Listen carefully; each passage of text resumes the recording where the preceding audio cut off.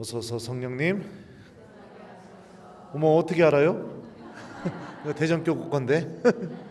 근데 성령 세신 봉사에 가서 특강할 때는 이 인사가 더 맞는 것 같아요. 어서 오서 성령님, 새로 나게 하소서. 예, 우리들 새로 나게 해달라고 이 미사를 통해 우리가 새로 날 수 있는 은총을 청했으면 좋겠습니다. 예, 반가워요. 대전교구 김재덕 베드로입니다. 여러분들 보고 싶어서 달려왔어요. 감사합니다.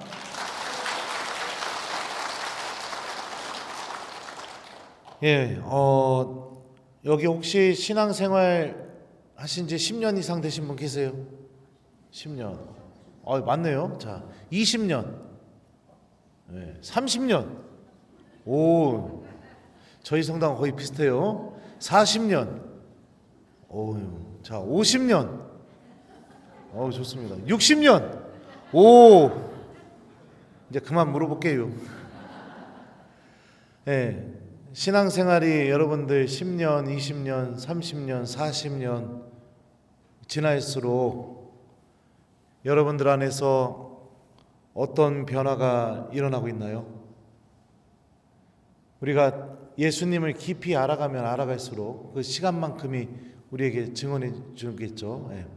우리 안에 어떤 열매가 맺어져야 될까요? 예? 완덕이라는 게 맺어져야겠죠. 그죠? 주님께서 가장 작은 이에게 해준 것이 바로 나에게 준 것이다. 이 기준으로 심판하신다고 했으니까 세례 받은 지 5년 이하는 좀 인색해도 돼요. 예, 잘 안 나눠줘도 돼요. 근데 세례 받은 지 30년, 40년, 50년 그 이상이 된다면 어떤 사람이 돼야 될까요? 많이 나눠주는 사람이 될 수 있어야겠죠. 그죠? 예. 많이 나눠주는 사람. 왜냐하면 그 정도의 시간이 나를 하느님에 대한 믿음으로 충만하게 바꿀 수 있는 시간이니까요. 또 예수님께서 그렇게 말씀하셨죠. 내가 너희에게 새 계명을 준다. 서로 사랑하여라. 내가 너희를 사랑한 것처럼 너희도 서로 사랑하여라. 예수님께서 사랑하신 것처럼 서로 사랑하라고 이게 우리의 계명이라고 했습니다. 그러면 신앙생활을 오래 했으면 어떤 모습이 돼야 될까요? 예? 예수님께서 사랑하신 것처럼 사랑하는 사랑이 쉬워져야겠죠. 그죠? 예. 그럼 주님께서 사랑하신 사랑이 뭘까요? 바닥까지 내려가는 사랑. 남의 더러움을 닦아주는 사랑. 그죠? 그리고 그를 대신해서 나를 희생시키는 사랑. 또 주님께서 오늘 복음이기도 해요. 제단에 예물을 드리기 전에 너에게 원한 품은 형제가 생각나거든 예물을 제단 앞에 놓아두고 가서 그 형제와 화해하여라. 그런 다음에 와서 주님께 예물을 바치라고 하죠. 그리고 내가 마지막 한 입을 갖기 전까지는 절대로 나오지 못할 것이라고 그렇게 말씀하십니다. 그러면 신앙생활을 오래 했으면 또 어떤 열매가 맺어져야 될까요? 용서하는 게 참 힘들지만 너무너무 어렵지만 그래도 용서를 많이 할 수 있는 사람이 되어야겠죠. 그죠? 네. 그러니까 복음을 읽어보게 되면 하느님 나라로 들어갈 수 있는 여러 가지 말씀들이 있습니다. 그런 말씀들이 내 안에서 열매를 맺으면서 자라야겠죠. 요한복음에 보면 포도나무의 비유가 있어요. 그죠? 나는 포도나무요 너희는 가지다. 내 안에 머물면서 열매를 맺는 가지들은 어떻게 한다고 했습니까? 아버지께서 더 많이 열매를 맺게 해주시고 열매 맺지 못하는 가지는 어떻게 된다고 했어요? 쳐내버린다고 했죠. 그죠? 자, 여러분들의 이 구원의 열매는 어떻게 잘 맺어지고 있나요? 그냥 물어보는 거예요. 혼내려고 하는 게 아니라 요즘 물어보면 막 혼낸다고 하는 사람이 하도 많아가지고 그냥 물어보는 겁니다. 근데 우리가 아이러니하게도 저도 사목 현장에서 만난 교우들을 보게 되면 신앙생활을 오래 하면 오래 할수록 여기 하암본당은 예외입니다. 또 신부님이 내 얘기하는구나 이렇게 생각할 수 있을지 모르니까요. 오래 하면 오래 할수록 연옥 갈 준비가 완벽하게 갖춰진 사람처럼 보이는 사람들이 굉장히 많습니다. 엄청 인색해요. 인색해도 너무나 인색해요. 그래서 자기 거 내놓질 않습니다. 나눠줄지도 몰라요. 분명히 복음 때 듣고 있는데 가장 작은 이에게 준 게 나에게 준 것이다. 이 기준으로 심판하겠다는 거 들어서도 알고 있는데 신앙생활이 오래되면 오래될수록 너무너무 인식합니다. 주님께서 사랑하라고 했는데요, 신앙생활을 오래하면 오래할수록 어떻게 하느냐? 험담, 흉보는 거, 남탓, 원망, 이게 막 마음속에 가득 차 있어요. 막. 특히 오래된 부부 사이에서는요, 아주 그냥 들이받을 준비가 아침부터 되어 있는 것처럼 그렇게 사는 부부들이 많아요. 나 말 걸기만 해봐. 그냥 소리 지를 테니까, 그냥 짜증낼 테니까 말 걸기만 해봐. 그렇게 살아가는, 왜 또 쳐다봐요? 거기 이슈? 네. 그런 상태에 놓여 있는 신앙인들이 많이 보입니다. 또 용서하라고 주님께서 말씀하셨는데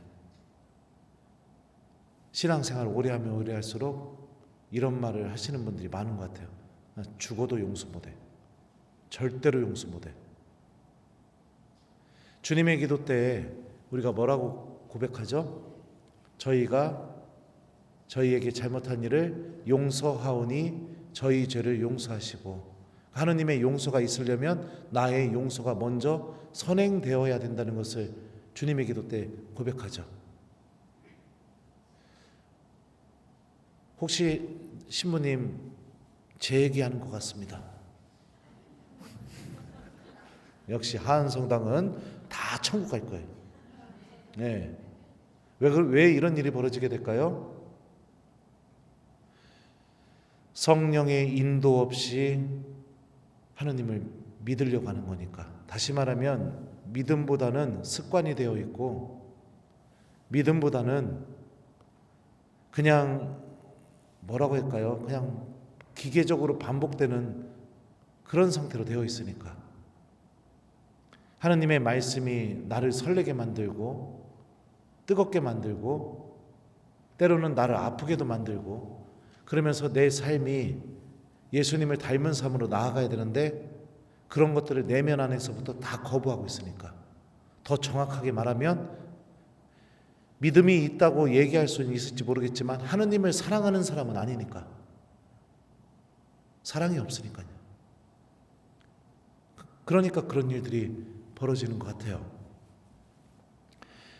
사랑을 빼앗아가는 것 중에 가장 효과적으로 하느님으로부터 아주 무섭게 우리가 돌아서게 만드는 것, 그게 바로 오늘 일독서에서 얘기하는 죄입니다.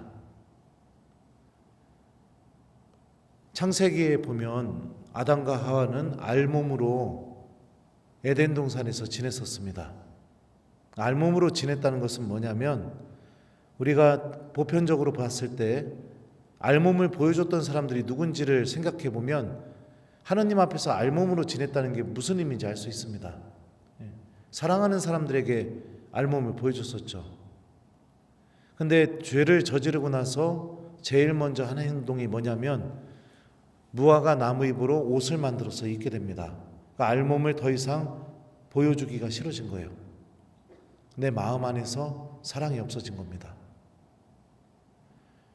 사랑이 없어지니 어떤 일이 벌어져요? 이제 하느님을 피해서 나무 사이에 숨어버리게 됩니다. 어둠이 나의 안식처가 되게 되고, 그러면서 하느님이 두려운 분으로 바뀌게 됩니다. 만나고 싶지 않은 분. 악은 이렇게 죄를 이용해서 우리들 안에서 하느님과 깊은 단절의 골을 파놓습니다. 그리고 나 혼자 착각하게 만들어요. 주님께 벌받을 것이다. 나는 용서받지 못할 것이다. 나는 하느님으로부터 떨어져 나갔다. 그리고 나서 그 어둠 안에서 어떻게 사람을 바꿔놓게 되느냐? 하느님을 지워버리기 시작합니다. 기도, 주님의 말씀 이런 거 하나도 중요하지 않게 돼요. 그리고 하느님과 그 어떤 관계도 맺지 않으려고 합니다. 그럼 미사는 왜 나올까요? 혹시나 그런 분들, 미사는 왜 나올까요? 여러분들 복음을 읽다 보면 회당에서 예수님께서 가르치실 때 갑자기 마귀 들린 이가 혼자 막 나와가지고 예수님한테 이야기를 건네기 시작합니다. 왜 그런 일이 벌어질까요? 마귀가 예수님 만나는 거 좋아할까요? 예? 마귀가 예수님하고 대화하는 걸 좋아할까요? 네, 죽도록 싫어하겠죠. 근데 왜 시키지도 않았는데 혼자서 스스로 걸어서 이렇게 나올까요? 구원받고 싶으니까. 마귀가 한 사람의 영혼을 지배하고 있지만 그 지배당하고 있는 그 영혼이 구원받고 싶어하는 그 의지, 이거를 악마가 꺾을 수가 없으니까 마귀 들렸음에도 불구하고 예수님께로 걸어 나오는 거죠. 그 의지가 걸어 나오는 거죠. 이것과 마찬가지입니다. 왜 미사에 오고 왜 교우들 모인 자리에 오게 될까요? 겉으로 보기에는 그냥 사람들 만나러, 그 사람들하고 점심 먹으려고, 점심 먹고 나서 커피숍 가려고, 카페 가려고 그렇게 나오는 것처럼 보입니다. 근데 그 내면 깊숙한 곳에 왜 내 발걸음이 성전으로 향하는지 아십니까? 구원받고 싶은 내 영혼의 의지가 나를 움직이는 겁니다. 근데 이것도 바라보지 못해요. 그러니까 매주 매일 미사에 온다 하더라도 내 영혼이 정말 구원받고 싶어서 하느님께로 왔다는 사실은 인지하지 못하고 그냥 왔다가 미사 끝나고 나가면서 교우들하고 밥 먹고 차 마시고 이런 일들이 벌어지게 되죠. 요즘 본당에서 노인대학 할 때 여기도 하나요? 네. 가장 중요한 게 뭘까요? 1번 정말 말씀을 잘 하시는 유명한 강사진. 2번 아주 즐겁고 재미있는 다채로운 프로그램들. 3번 점심. 자, 몇 번이 제일 중요할까요? 네? 네, 점심이 제일 중요해요. 점심이요. 네. 근데 왜 성전으로 올까요? 구원받고 싶어서 오는데 그거를 인식하지 못하는 겁니다. 그러니까 내 영혼의 상태를 감지하지 못하게 되는 거죠. 이게 어둠에 있는 상태의 모습인 겁니다. 악마는 죄를 이용해서 우리들을 이렇게 어둠 속에 가둬버립니다. 하느님 곁에 있어도 하느님을 찾지 않게 만들고요. 주님의 말씀을 들어도 그 말씀이 나에게 이루어지기 위한 그 어떤 노력도 하지 않게 만들고요. 믿음이 나를 변화시키지도 못하게 만들고요. 그리고 내가 하느님의 자녀라는 사실조차 기억하지 않고 살아가게 만듭니다. 이 악이 하는 최고의 힘이 뭘까요? 마귀 우두머리의 이름이 뭐냐면 베엘제불이에요. 베엘제불. 베엘제불의 뜻은 바알저부부라는 히브리 말을 그리스 말로 옮긴 게 베엘제불입니다. 이 바알저부부는 파리 떼들의 주님 이런 의미를 갖고 있어요. 파리가 더러운 데 앉았다가 손으로 탁 치면 거기서 날라요. 더러운 데서 떨어졌죠. 그랬다가 그 손이 사라지게 되면은 그 파리는 어디 앉을까요? 어디 앉을까요? 원래 앉았던데, 원래 더러웠던데. 이게 마귀 우두머리가 갖고 있는 최고의 힘입니다. 고해성사를 보러 가서 험담했다고 고백을 하고 죄를 용서받아요. 죄로부터 떨어져 나왔죠? 그리고 나서 미사 끝나고 점심 먹고 차 마시면서 다시 험담해요. 다시 원래 앉아있던 대로 다시 앉았죠. 고해성사 때 기도 별로 안 했다고 고백하고 나서 미사 드리고 집에 가서 다시 기도 안 해요. 그날부터. 그러니까 이런 일들이 벌어지게 돼요. 계속 악순환. 계속 내가 돌아가는 자리가 죄의 자리가 되게. 무엇이 문제일까요? 왜 우리는 하느님의 은총을 체험하고도 이렇게 성경이 이야기하는 이 악의 지배 아래 계속해서 놓이는 걸까요? 복음은 분명히 예수님께 대한 믿음은 죽음에서 승리하고 악에서 승리한다고 가르치고 있는데요. 우리들의 현실은 왜 그럴까요?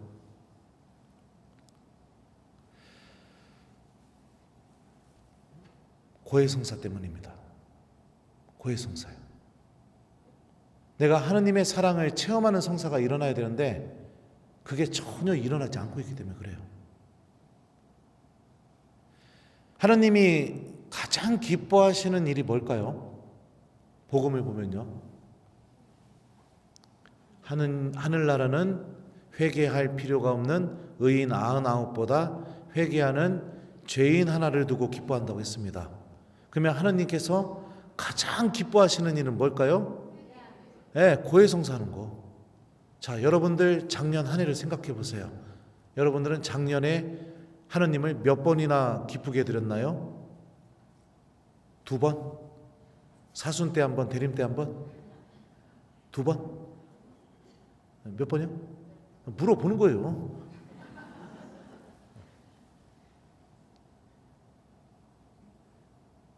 (1년에) 2번. 근데 그것도 내가 뭐를 잘못했는지 모르는 상태로 숙제하듯이 그러고 있기 때문에 하느님의 은총의 힘이 사라져버리고 주님이 나를 사랑하셨다는 것을 깨닫지 못하게 됩니다. 베드로 기억나시죠? 당연히 기억나시겠죠. 베드로 사도가 예수님을 배반합니다. 그죠? 배반을 하고 그리고 나서 예수님의 발현을 체험하게 돼요. 근데 요한복음에 의하면 첫 번째 발현도 두 번째 발현도 예수님과 베드로의 개인적인 만남이 이루어진 게 아니라 제자 공동체와 함께 주님을 만납니다. 그런데 요한복음 21장으로 가게 되면 세 번째 발현은요, 예수님과 베드로의 아주 깊은 만남이 일어나게 됩니다. 제가 그 부분을 한번 읽어드릴게요. 그들이 아침을 먹은 다음에 예수님께서 시몬 베드로에게 물으셨다. 요한의 아들 시몬아, 너는 이들이 나를 사랑하는 것보다 더 나를 사랑하느냐? 베드로가 예 주님, 제가 주님을 사랑하는 줄을 주님께서 아십니다 하고 대답하자 예수님께서 그에게 말씀하셨다. 내 어린 양들을 돌보아라. 예수님께서 다시 두 번째로 베드로에게 물으셨다. 요한의 아들 시몬아, 너는 나를 사랑하느냐? 베드로가 예 주님, 제가 주님을 사랑하는 줄을 주님께서 아십니다 하고 대답하자 예수님께서 그에게 말씀하셨다. 내 양들을 돌보아라. 예수님께서 세 번째로 베드로에게 물으셨다. 요한의 아들 시몬아, 너는 나를 사랑하느냐? 베드로는 예수님께서 세 번이나 나를 사랑하느냐 하고 물으심으로 슬퍼하며 대답하였다. 주님, 주님께서는 모든 것을 아십니다. 제가 주님을 사랑하는 줄을 주님께서는 알고 계십니다. 그러자 예수님께서 베드로에게 말씀하셨다. 내 양들을 돌보아라. 내가 진실로 진실로 너에게 말한다. 내가 젊었었을 때에는 스스로 허리띠를 메고 원하는 곳으로 다녔다. 그러나 늙어서는 내가 두 팔을 벌리면 다른 이들이 너에게 허리띠를 메어주고서 내가 원하지 않는 곳으로 데려갈 것이다. 예수님께서는 이렇게 말씀하시어 베드로가 어떠한 죽음으로 하느님을 영광스럽게 할 것인지 가르치신 것이다. 이렇게 이르신 다음에 예수님께서는 베드로에게 나를 따라라 하고 말씀하셨다. 많이 들어보셨죠? 네, 부활 때 듣게 되는 복음이에요. 근데 여기서 보게 되면 요한의 아들 시몬아, 너는 나를 사랑하느냐? 이 예수님의 질문과 예 주님, 제가 주님을 사랑하는 줄을 주님께서 아십니다. 이 베드로의 두 번의 대답, 두 번의 질문과 두 번의 대답에서는 사랑하다의 의미로 사용된 단어가 서로 틀립니다. 성서학자들에 의하면 요한복음서 저자가 이 두 단어를 거의 동의어처럼 사용했다. 그래서 아무 의미가 없다 이렇게 주장하는 학자들도 있어요. 그런데 예수님께서 사용하셨던 사랑하다라는 이 동사를 아가파우라고 합니다. 이 단어는 쉽게 설명하면 예수님께서 보여주신 사랑과 똑같은 사랑을 의미해요. 희생적인 사랑, 목숨을 내어놓는 사랑, 모든 것을 다 주는 사랑. 근데 베드로가 예수님께 예 주님 저는 주님을 사랑합니다 할 때 사랑하다 라는 동사로 쓰인 단어는 필레오라는 단어가 쓰였습니다. 이 단어도 사전적인 의미가 사랑하다인데요, 이 단어에서 파생된 형용사 필로스라는 단어가 있는데 이 형용사가 명사형으로 쓰일 때 어떤 의미를 갖느냐, 우정이라는 의미를 가져요. 친구 이런 의미를 갖습니다. 그러니까 베드로가 주님께 사랑한다고 고백했을 때 사용됐던 그 단어가 갖고 있는 사랑의 깊이와 예수님께서 너는 나를 사랑하느냐 물어보실 때 그 사랑하다라는 동사가 갖고 있는 단어의 깊이가 질적으로 차이가 난다는 걸 알 수 있죠. 틀린 번역이지만 여러분들의 이해를 쉽게 돕기 위해서 틀린 번역이라고 얘기했어요. 이렇게 대화가 오갔다고 이해하시면 됩니다. 베드로야 너는 나를 사랑하느냐? 그러자 베드로가 예 주님 저는 당신을 좋아합니다. 한 번 더 예수님 물어봐요. 베드로야 너는 나를 사랑하느냐? 그러니까 베드로가 예 주님 저는 당신을 좋아합니다. 이렇게 대답합니다. 왜 그런 단어를 썼을까요? 자신이 뭔 짓을 했는지 알고 있으니까, 예수님 버린 거 알고 있으니까, 죄가 이 안에 남아있으니까, 그 죄가 주님 저도 당신이 저를 사랑하신 것처럼 저도 당신을 사랑해요 이 말을 못하게 만들고 있는 거니까. 자, 그러자 세 번째 질문에서 아주 놀라운 일이 벌어져요. 우리나라 성경에는 잘 표현이 안 돼 있어요. 세 번째 질문에 예수님께서 어떻게 물어보시느냐, 틀린 번역으로 말씀드릴게요. 요한의 아들 시몬아 너는 나를 좋아하느냐 이렇게 물어보셔요. 자, 그러자 요한복음서 저자가 베드로의 내면의 상태에 대해서 설명을 하는데 이것도 우리나라 성경에는 잘 표현이 안 돼 있지만 직역을 하면, 그리고 이 사랑하다라는 동사를 좋아하다라는 이 단어로 바꿔서 틀렸지만 이렇게 직역을 한다면 이렇게 직역이 됩니다. 베드로는 슬퍼졌다. 왜냐하면 그분께서 세 번째에 나를 좋아하느냐 하고 물으셨기 때문이다. 이렇게 직역이 돼요. 우리나라 번역에는 베드로는 예수님께서 세 번이나 나를 사랑하느냐 하고 물으심으로 슬퍼하며 대답하였다. 이렇게 번역이 되어 있지만 직역을 하면 세 번이나 라는 이 단어가요, 이 그리스 말로 트리톤이라는 단어인데 이 단어의 뜻은 영어로 얘기하면 서드입니다. 서드. 그러니까 베드로는 슬퍼졌다. 왜냐하면 그분께서 세 번째에 그에게 필레이스메, 다시 말하면 틀린 번역이지만 나를 좋아하느냐라고 물으셨기 때문에 슬퍼졌다는 거예요.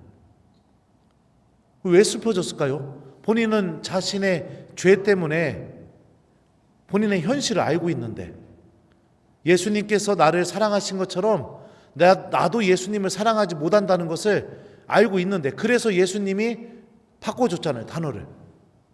근데 왜 슬퍼졌을까요? 왜 슬플까요? 베드로의 본래의 마음은 예수님, 당신이 저를 사랑하셨던 것처럼 저도 당신을 사랑하고 있어요. 이게 본래의 마음이었던 거예요.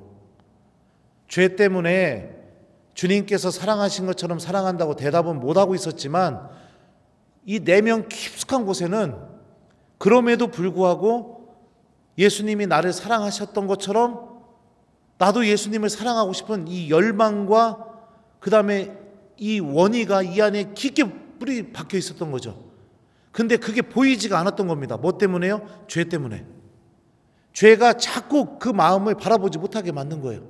너 버렸잖아, 예수님. 너 배반했잖아. 그 마음이. 그래서 예수님이 어떻게 하셔요? 죄 때문에 보지 못하고 있는 예수님을 정말로 사랑하고 있는 본래의 마음을, 그 마음을 볼 수 있게 만들어진 거죠. 그 마음을 보니까 슬퍼진 거예요.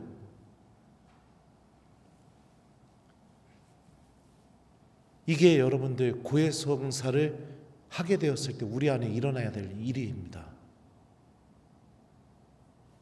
성사 끝나고 나오면서 보석 조금 주셨네 이러던가, 아니면 나오자마자 막 친한 교우 붙잡아갖고 내가 신부님한테 이렇게 고백했더니 신부님이 이렇게 말씀하셨고 나 저 신부님 너무 좋아 이러던가, 정말로 성사를 통해서 보아야 할 것을 보지 못하고 있는 겁니다. 내 내면 깊숙한 곳에 구원을 갈망하고 있고 하느님을 너무나 사랑하고 있고 하느님의 은총 안에 머물고 싶어하는 내 영혼의 그 열망, 이걸 봐야 되는데 이걸 보지 못하고 있는 거예요. 그러니 변화가 일어나지 않는 겁니다. 10년, 20년, 30년, 40년, 50년, 60년, 70년 신앙생활이 지나면 지날수록 더더욱 변화가 일어나지 않는 겁니다. 죄가 쳐놓은 그 그물 안에 계속해서 머물면서 새로움도 회개도 주님께 돌아감도 없어요. 사순시기가 나를 살리는 시기, 내 영혼이 예수님께 한 발짝 더 다가가는 시기가 아니라 순간적으로는 그럴 수 있죠. 근데 사순시기 딱 끝나고 나면은 다시 원위치, 베엘제불, 원래 있었던 곳으로, 원래 나를 올감했던 그곳으로 다시 돌아가는 그런 일들이 벌어지게 되는 거죠.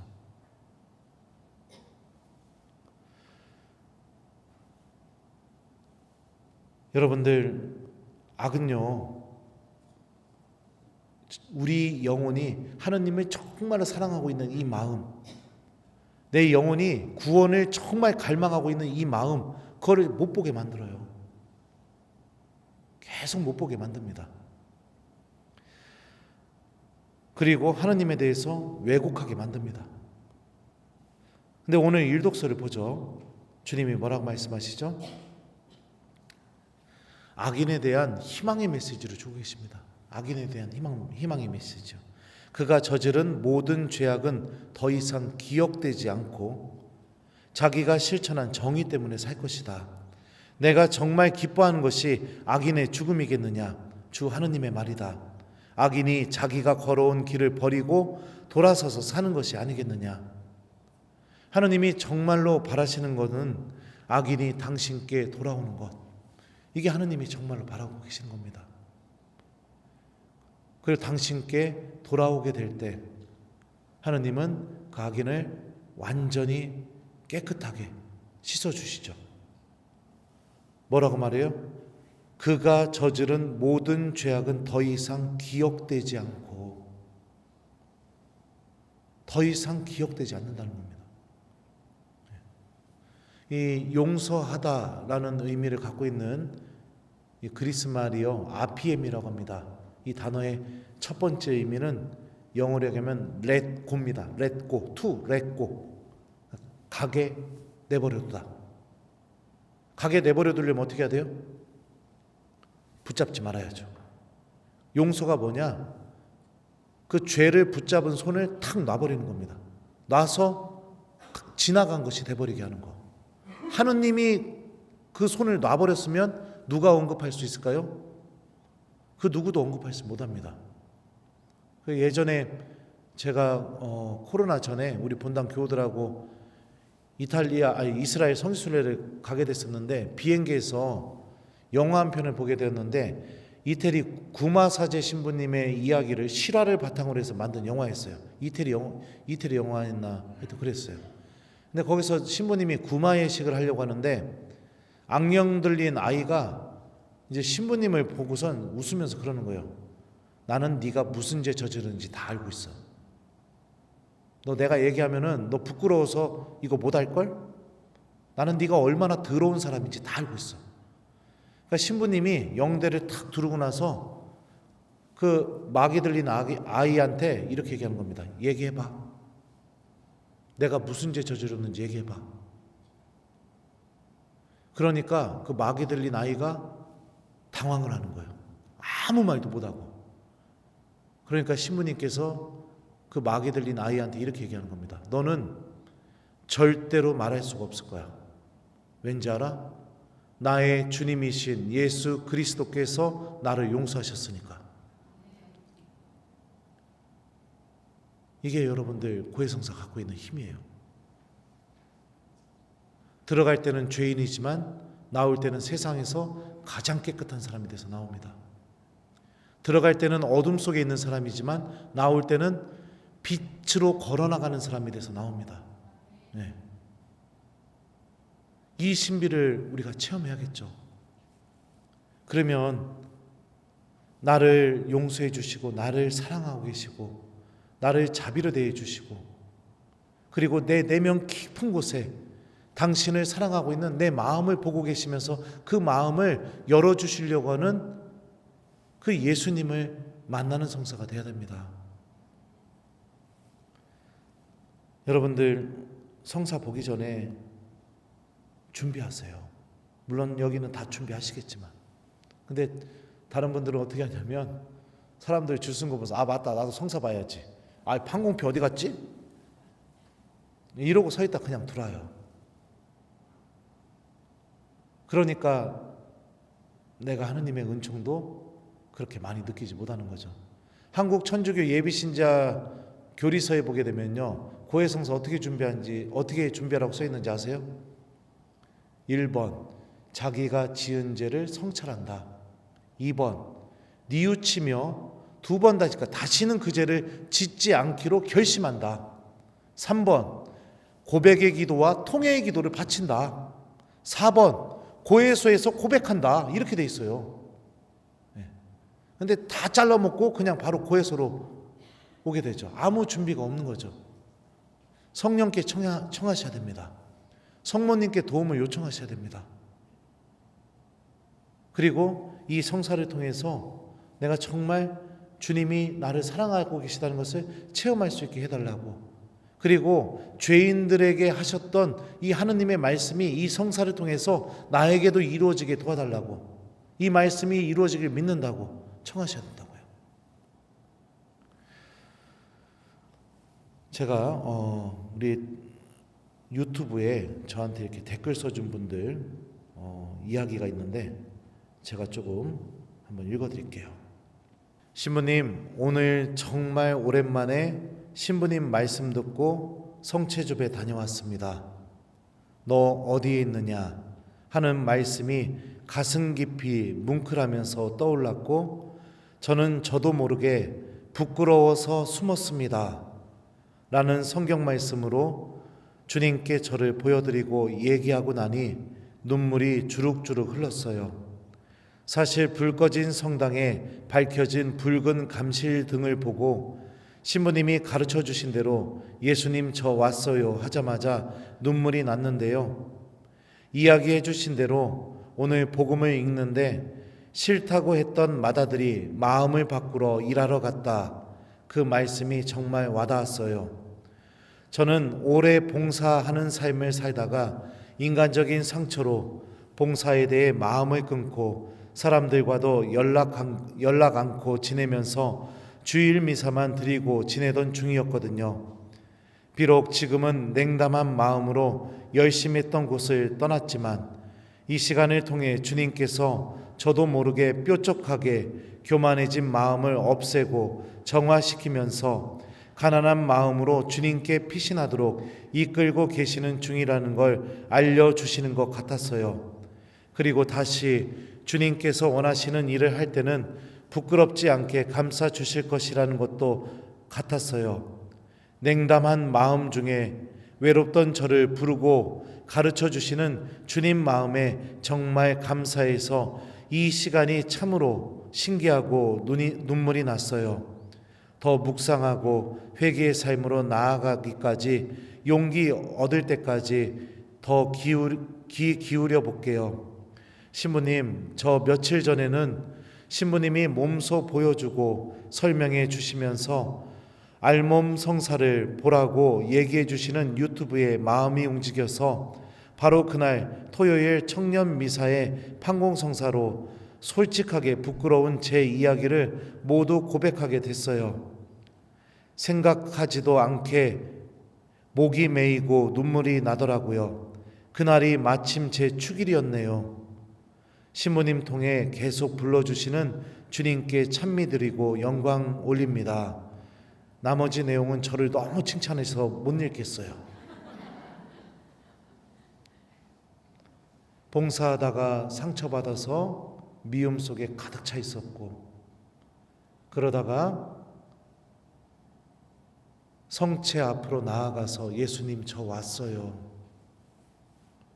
이렇게 이야기하니 주님께서 너 어디에 있느냐 이렇게 묻는 것처럼 느껴져서 부끄러워서 숨었습니다.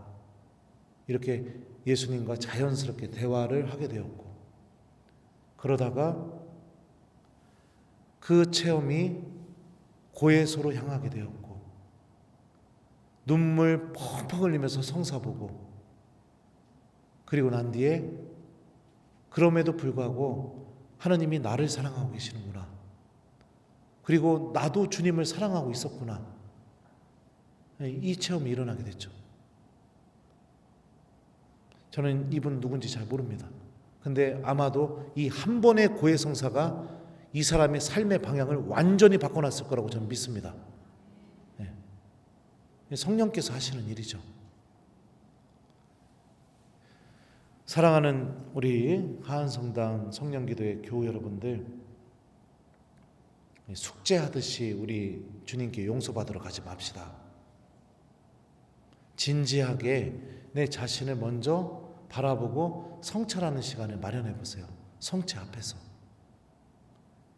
그렇게 될 때 성령께서 빛이 되어 주실 겁니다.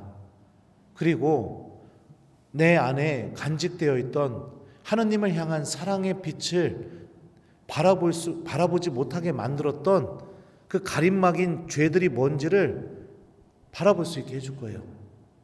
그리고 고해소로 향할 때 주님께 도움 청하세요. 솔직하게 고백하게 해달라고요. 아담과 하와가 두 번째로 한 행동이 뭐냐면 나무 그늘 속에 숨는 거였습니다. 이 죄가 갖고 있는 힘이 뭐냐면 숨기는 거예요. 숨기고 가려야 되니까 어떡합니까? 자꾸 자기 자신을 꾸미게 돼요. 그래서 어떤 분들은 이 힘에 강하게 지배당하시는 분들은 성사를 어떻게 하시느냐?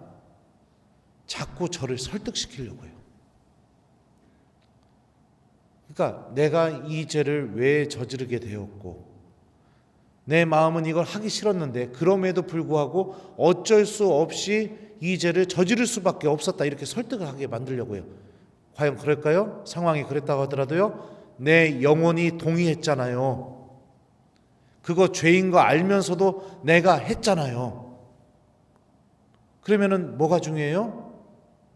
나를 꾸미는 말들이 필요한 게 아니라 내가 동의했고, 그래서 그게 죄라는 걸 알면서도 저질렀고, 그래서 나는 하느님의 용서가 절대적으로 필요한 사람이고, 주님이 자비를 베풀어 주시지 않으면 나 같은 사람은 스스로의 힘으로 구원받을 수도 없고 이 절망에서도 빠져나올 수 없는 이런 나의 현실성을 그대로 주님께 고백하는 게 올바른 고백이겠죠. 저는 이거를 알몸 고해성사라고 부릅니다. 알몸 고해성사. 이게 뭐냐? 옷을 벗는다. 그렇다고 고해소에서 직접 뭐 이렇게 옷을 막 벗으라는 거 큰일 납니다. 거기서 옷 벗었다가는.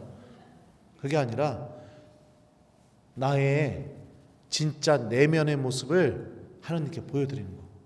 내가 얼마나 더러운 사람인지, 내가 얼마나 교만한 사람인지, 내가 얼마나 형편없는 사람인지, 겉으로 볼 때는 전혀 아니지만 내가 얼마나 위선적인 사람인지, 내가 얼마나 그 죄를 잘 이용하고 반복하고 좋아하는 사람인지 보여드리는 거예요.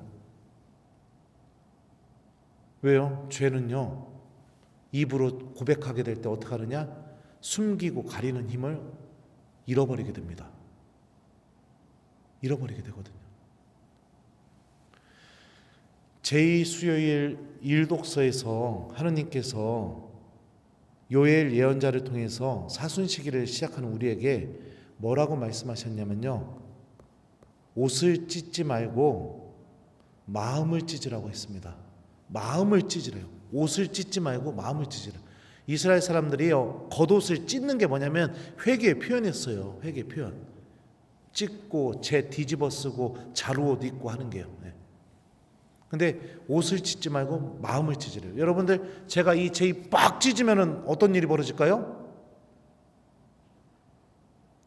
저의 탄탄한 근육질인 제 몸이 보이겠죠.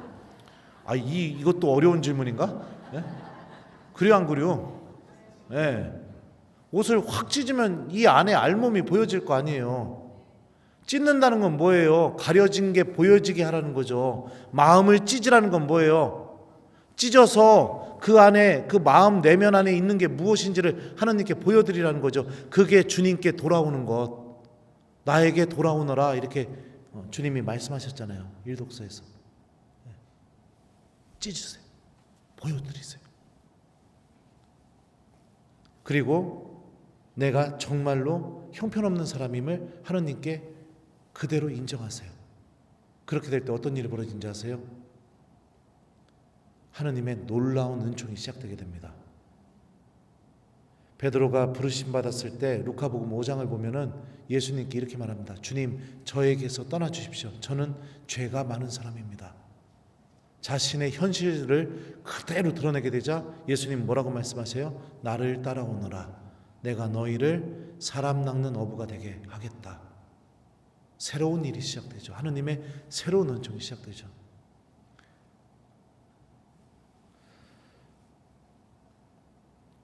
그러면 고해성사 어떻게 해야 되느냐? 알몸 고해성사라고 하는데요. 예를 들면 10계명, 오늘 복음이기도 하죠. 5계명, 살인하지 말라. 주님, 신부님, 고해성사 본 지 한 달 되었습니다. 저는 한 달 동안 한 자매를 험담을 한 20번은 넘게 했던 것 같습니다. 근데 왜 그랬는지 생각해 보니 그 자매가 갖고 있는 조건이 너무 부러웠습니다. 그 시기심 때문에 그 자매를 깎아내리고 싶어 했고, 그 시기심 때문에 제 말로, 마음으로 그 자매를 죽이고 있었습니다. 이렇게 고백하는 거예요. 예를 들면 6계명, 간음하지 마라. 신부님, 저는 남자친구가 있어요. 한 달 동안 남자친구랑 간음 10번 했습니다. 고백하는 거예요. 뭘 가려요? 뭘 숨깁니까? 도둑질하지 마라. 신부님, 고해성사 본 지 한 달 됩니다. 저는 식당에서 일해요.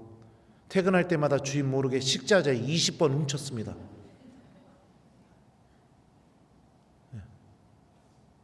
왜 이런 고백이 안 될까요? 예수님을 보는 게 아니라 신부님을 보고 있으니까.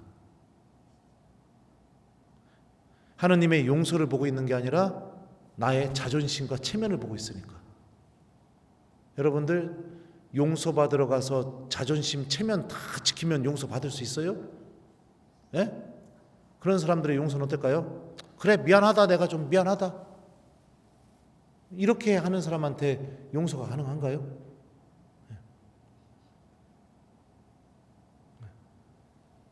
제가 여기서 얘기했는지 모르겠지만 어렸었을 때 제가 도둑질을 좀 해본 적이 있었어요. 엄마 돈을 좀 훔쳤었는데 굉장히 주기적으로 훔쳤었습니다. 처음에는 100원씩 훔치다가 처음에는 100원씩 엄마가 용돈을 줬거든요. 가져가다가 어느 날부터 200원씩 훔치기 시작했어요. 100원 가져가야 되는데 200원씩 가져간 거예요. 안 걸리니까 계속 200원씩 가져갔습니다. 그랬더니 무슨 일이 벌어진지 알아요? 엄마가 이름만 불러도 가슴이 두근두근 거리는 거예요. 밥 먹으라고 이름 부르는데도. 그리고 엄마 앞에서 계속 하지 않아도 될 말들을 그냥 하는 거예요. 막 왜 그럴까요? 들킬까 봐. 내 자신을 계속 꾸미는 거죠. 막. 그러다가 그것도 익숙해지고 나니까 그 다음부터는 얼마씩 훔쳤냐? 500원씩 훔쳤어요. 500원씩. 여러분들 한 40년 전에 500원이면 그 애한테 무진장 큰 돈이었습니다. 몇 번 훔치다 걸려가지고서 빗자루로 두드려 맞고 그날 아주 그냥 눈물 펑펑 흘리고 그랬는데, 그날 저녁 때 아버지가 퇴근해서 오셨는데 어머니가 제 손목을 붙잡고 오더니 아버지 앞에 세워놓고서 그러는 거예요. 네가 낮에 뭔지 됐는지 아빠한테 그대로 얘기해. 근데 얘기를 못 하겠는 거예요. 내가 아빠 나 돈 훔쳤슈 이 소리를 못 하겠는 거예요. 왜요? 쳐 맞을까 봐. 그래서 엄마가 옆에서 그러는 거예요. 괜찮으니까 빨리 얘기하라고.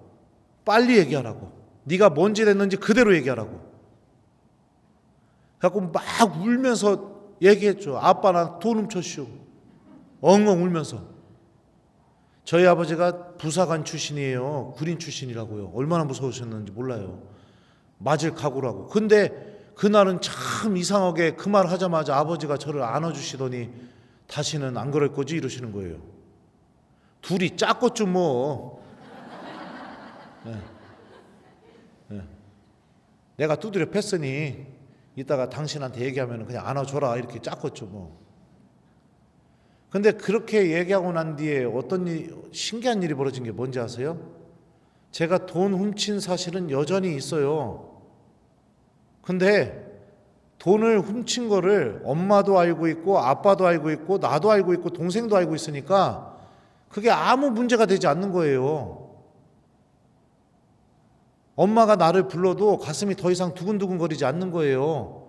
거짓말을 안 해도 되는 거예요. 왜요? 나는 돈 훔쳐서 참 형편없는 아들이지만 내가 느끼기에는 부모님께는 여전히 사랑하고 있는 아들이고, 부모님께는 여전히 소중한 아들이고, 부모님께는 둘도 없는 아들이고, 그러니까 돈 훔친 건 여전히 남아있는데 그 누구도 그 돈 훔친 이야기를 붙잡고 있질 않아요. 놨어요. 그냥 아무도 언급하지 않아요. 저만 기억하고 있어요. 근데 그것도 기억 속에 있지만 그게 제 안에서 어마어마한 힘을 일으키지 못해요. 죄는 이래요, 여러분들. 고백하게 될 때 그 죄가 갖고 있는 힘을 잃어버리게 돼요. 그래서 저는 이거를 알몬고해성사라고 부릅니다. 찢어서 이 안에 담겨있는 이 속내를 그대로 다 주님께 보여드리는 거. 신부님을 보지 마시고 신부님 뒤에 서 계시는 예수님을 보십시오. 여러분들의 체면과 자존심을 생각하지 마시고 하느님의 자비와 용서와 사랑을 생각하십시오. 이렇게 바뀌어야 어떻게 되느냐? 내가 하느님에 대한 사랑을 회복할 수가 있습니다. 사랑이 회복되면 어떤 일이 벌어지게 되느냐? 고에서 나오면서 이렇게 고백하게 될 거예요. 이런 나를 용서하시다니. 하느님이 나를 용서해 주셨어. 내가 이런 죄를 저질렀음에도 불구하고 주님이 나를 씻어 주셨어. 이 환희와 기쁨이 이 안에서 터져 나오기 시작합니다. 터져 나오면 어떤 일이 벌어지는지 아세요? 기도하고 싶어져요. 기도하고 싶어지는 일이 생겨요. 그냥 성체 앞에 머물고 싶어져요. 자꾸 그냥. 또 어떤 일이 벌어지는지 아세요? 미사에 계속 오고 싶어져요. 하느님 말씀이 쏙쏙 들어오기 시작해요. 그러면서 변화가 일어나죠. 주님 말씀이 나를 움직이는 삶. 그래서 내가 하기 싫은 걸 하게 만들고 원하지 않는 것을 가게 만들고 그러면서 나의 삶이 시간이 지나면 지날수록 하느님 나라에 들어갈 수 있는 준비가 되어 있는 삶으로 변화가 되게 되죠. 인색한 마음을 가졌다가도 가장 작은 이에게 준 게 나에게 준 것이다. 이 말씀 때문에 내가 무엇인가를 나눠주게 되게 되고 게으름 피고 주님께로 오고 싶지 않는다 하더라도 예수님이 나를 부르신다는 그 믿음 때문에 주님께 오게 되게 되고 그렇게 되죠. 신앙이 사랑이 담겨 있게 됩니다. 사랑이 없이 무엇인가를 하려면 무진장 힘듭니다. 노력해야 돼요. 근데 그 노력해야 되는 일에 사랑이 담기게 되면 시키지 않아도 자동으로 하게 됩니다. 더 하게 됩니다. 그래서 오늘 여러분들 사순시기를 보내면서 우리가 하느님에 대한 사랑을 회복하는 이 사순시기를 보내셨으면 좋겠어요. 주님께 죄를 용서받을 때 나의 모습에 대해서 좀 성찰해 보시고 성령께 도움 청하면서 이번 판공성사만큼은 정말로 내 마음을 찢어서 하느님 아버지께로 돌아가는 그런 고해성사가 될 수 있도록 여러분들 은총 청하면서 이 미사를 계속해서 봉헌했으면 좋겠어요. 주님은 죄인이 돌아오기를 바라고 계시고 죄인들에게 자비를 베풀어 주시고, 그리고 참 신기한 게 뭐냐면요, 죄는요 내가 갖고 있으면 나를 계속 어둠 속에 가두지만 그걸 예수님께 가져가게 되면 은총으로 바뀌게 됩니다. 그래서 바오로 사도가 얘기했죠. 죄가 많아진 그곳에 은총이 충만히 내렸습니다. 이 말씀이 여러분들의 삶 안에서도 꼭 이루어졌으면 좋겠습니다. 자, 그러면은 이어서 미사하겠습니다. 감사합니다.